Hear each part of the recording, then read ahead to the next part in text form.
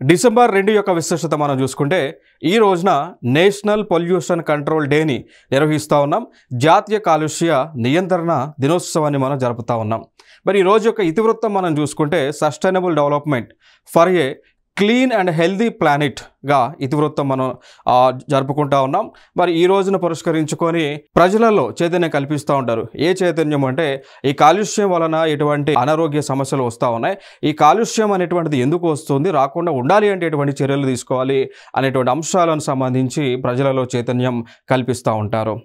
అయితే మరి ఈ డిసెంబర్ 2 ఎందుకు ఈ నేషనల్ పొల్యూషన్ కంట్రోల్ డేగా సెలబ్రేట్ చేస్తూ ఉన్నాము అంటే 1984 సంవత్సరం డిసెంబర్ 2వ తేదీన భోపాల్లో ఒక కంపెనీ యూనియన్ కార్బైడ్ అనేటువంటి ఒక కంపెనీ నుంచి ప్రమాదవశాత్తు మిథైల్ ఐసోకార్బైన్, సో మిథైల్ ఐసోనేట్ అని చెప్పవచ్చు. సో ఈ యొక్క హానికరమైనటువంటి వాయువు విడుదలయ్యి చాలామంది కూడా మరణించడం జరిగింది.